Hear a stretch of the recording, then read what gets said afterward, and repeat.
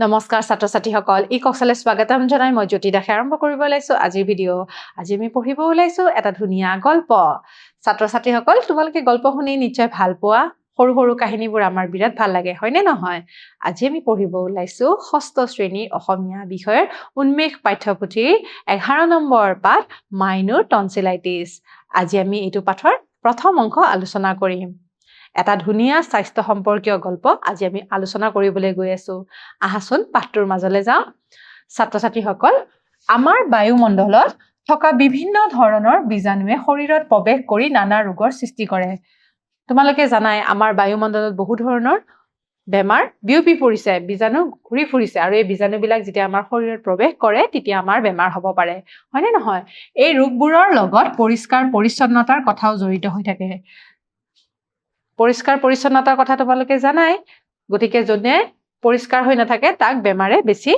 আক্ৰমণ কৰে পাঠটোৰ যোগেদি শিক্ষাৰ্থীৰ স্বাস্থ্য সম্পৰ্কীয় সজাগতা বৃদ্ধি হ'ব পাঠিত লেখকে টনচিলাইটিছৰ দৰে ৰোগ এটা কেনেকৈ কাহিনীৰ জৰিয়তে বৰ্ণনা কৰিছে চাওঁ আহাচোন গতিকে লেখকে টনচিলাইটিছ বেমাৰৰ বিষয়ে এটা গল্প আকাৰত উপস্থাপন কৰিছে আমি গল্পটো পঢ়ো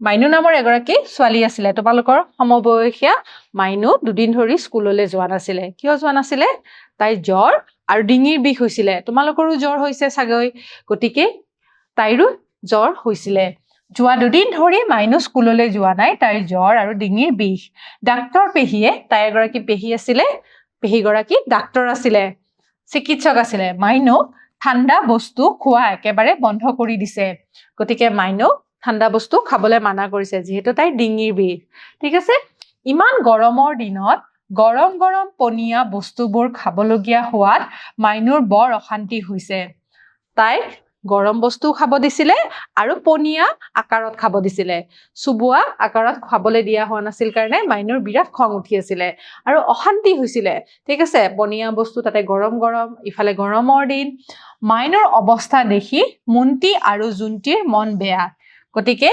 মুন্তি আৰু জুন্তি নামৰ দুটা ল'ৰা আছিলে সিহঁতে মাইনুৰ ভায়েক হয় ঠিক আছে গতিকে সিহঁতৰ মনটো বেয়া হৈ আছে কাৰণ মাইনুৰ গা বেয়া আছিলে হয়নে তাৰপিছত পিছে সিহঁত দুটাই দুখ পালে কিনো হ'ব সিহঁতে যদি দুখো পাইছে কিন্তু কি কৰিছে জানানে যিহেতু ভনীয়েকৰ গা বেয়া ভনীয়েকক দিনটোৰ ভিতৰত এবাৰ জোকাবলৈ নেপালে সিহঁতহালৰ মন নভৰে গতিকে ভায়েক দুটাই যিহেতু ভনীয়েকক জোকোৱা নাছিলে তেতিয়া সিহঁতৰ মন নভৰে বুলি কৈছে ঠিক আছে গতিকে এবাৰ নহয় এবাৰ হ'লেও সিহঁতে জোকাইছিলে সেইকাৰণে মুন্তিয়ে স্কুলৰ পৰা আহিয়ে মাইনুৱে শুনাকৈ চিঞৰি চিঞৰি জুন্তিক ক'লে মুন্তিয়ে জুন্তিক কৈছে কি কৈছে চোৱাচোন জুন্তি নয়ন খুৰাই আজি আইচক্ৰীম খোৱাৰ কথা আছিল নহয় ব'লা খুৰাৰ ওচৰলৈ যাওঁ গতিকে সিহঁতে জোকাইছে মুন্তিয়ে জুন্তিক উদ্দেশ্য কৰি পেলাই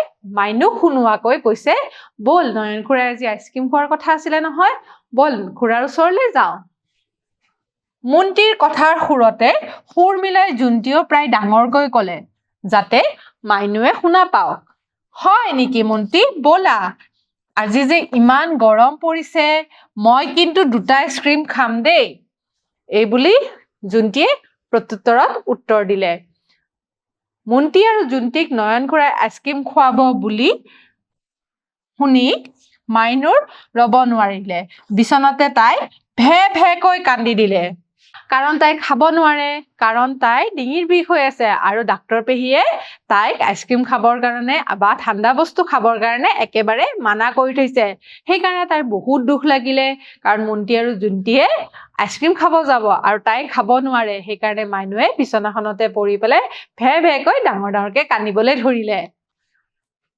ইফালে নিজৰ অপাৰেশ্যন সাৰ্থক হ'ল বুলি মুন্তি আৰু জুন্তিয়ে পঢ়া কোঠাত সোমাই মুখ টিপি খুক খুকাই হাঁহিলে কাৰণ সিহঁতে জোকাবলৈ সাৰ্থক হ'ল আৰু মাইনুৱে কন্দাৰ কাৰণে সিহঁতৰ বিৰাট ফূৰ্তি লাগিলে আৰু সিহঁতে মুখ টিপি টিপি খুক খুকাই হাঁহিবলৈ ধৰিলে তাকে দেখি ডাক্তৰ পেহীয়ে প্ৰায় ধমকি সুৰত কৈ উঠিলে ডাক্তৰ পেহীয়ে দেখা পালে মুন্তি আৰু জুন্তিয়ে মাইনুক কিদৰে জোকাইছে সেইকাৰণে ডাক্তৰ পেহীয়ে একদম ধমকি সুৰত ক'লে তোমালোকে মাইনুক কিয় জোকাইছা একেবাৰে খঙত কৈছে, ডাক্তৰ পেহীৰ খং উঠি গৈছে আৰু মন্ত্ৰী আৰু জোণ্টিক ধমকি সুৰত কৈছে, তোমালোকে মাইনুক কিয় জোকাইছা?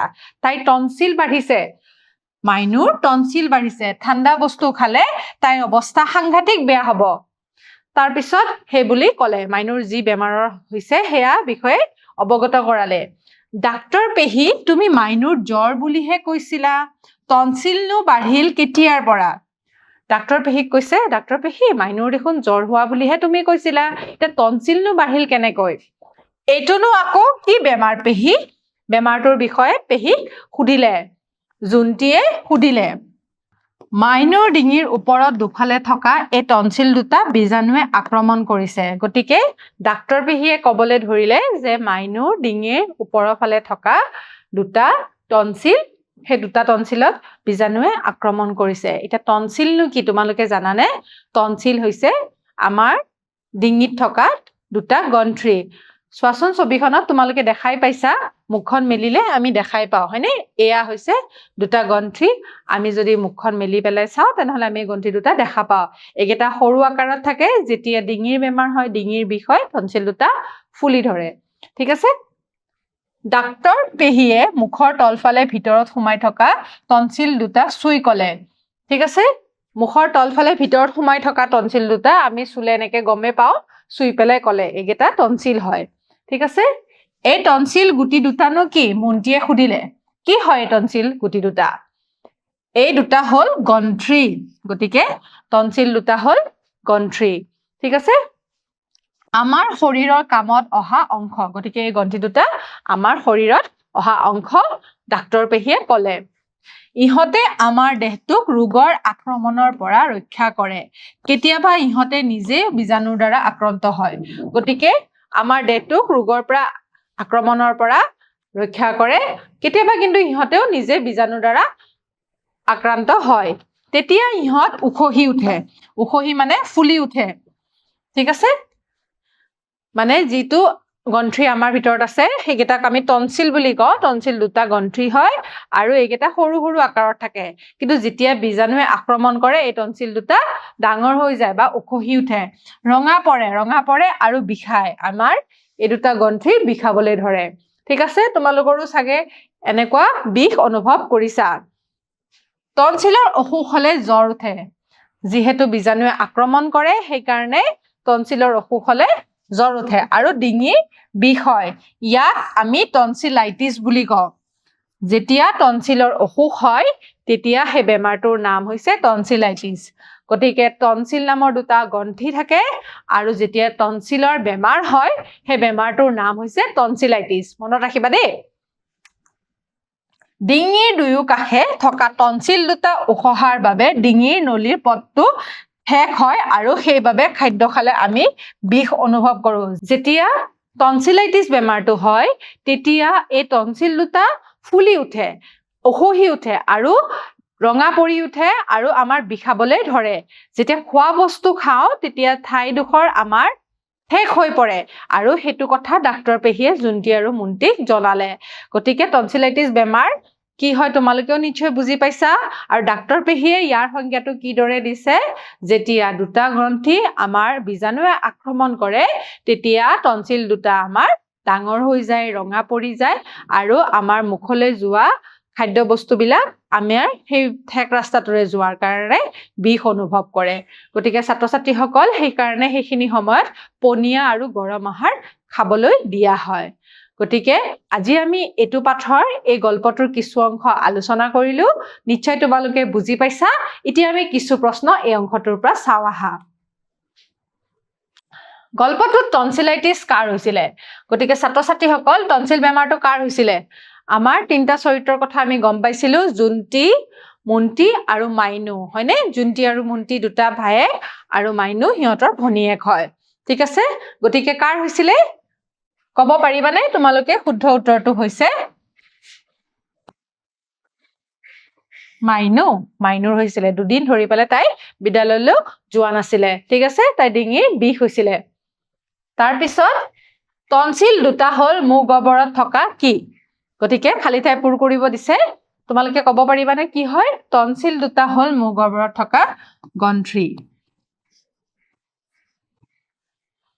হ'ব তাৰ পিছৰ তৃতীয় প্ৰশ্নটো আমি চাওঁ জুন্তীয়ে টনচিলাইটিছ হোৱাৰ কাৰণে মাইনুক ঠাণ্ডা বস্তু খাবলৈ মানা কৰিছিল শুদ্ধ নে অশুদ্ধ গতিকে ইয়াতে আমাৰ বাক্য এশাৰী দিয়া হৈছে যে জুন্তীয়ে টনচিলাইটিছ হোৱাৰ কাৰণে মাইনুক ঠাণ্ডা বস্তু খাবলৈ মানা কৰিছিলে জুন্তীয়ে মানা কৰিছিলে নে বেলেগে মানা কৰিছিলে মনত আছে নহয় তোমালোকৰ গল্পটোত আমি পঢ়িছিলোৱে ডাক্তৰ পেহীহে মানা কৰিছিলে গতিকে এই উত্তৰটো শুদ্ধ হ'ব নে অশুদ্ধ হ'ব শুদ্ধ নহয় ইয়াতে যদি ডাক্তৰ পেহী থাকিল হয় তেতিয়া উত্তৰটো শুদ্ধ হ'ল হয় গতিকে এইটো উত্তৰ অশুদ্ধ গতিকে ছাত্ৰ-ছাত্ৰীসকল এই প্ৰশ্নকেইটা নিশ্চয় তোমালোকে বুজি পাইছা আৰু আজি আমি গল্পটোৰ কিছু অংশ পঢ়িলো বাকি গল্পটোৰ বাকি অংশ আমি পিছৰ ক্লাছত বুজিবলৈ চেষ্টা কৰিম অহা ক্লাছত পুনৰ লগ পোৱাৰ আশাৰে আজিলৈ সামৰিছো নমস্কাৰ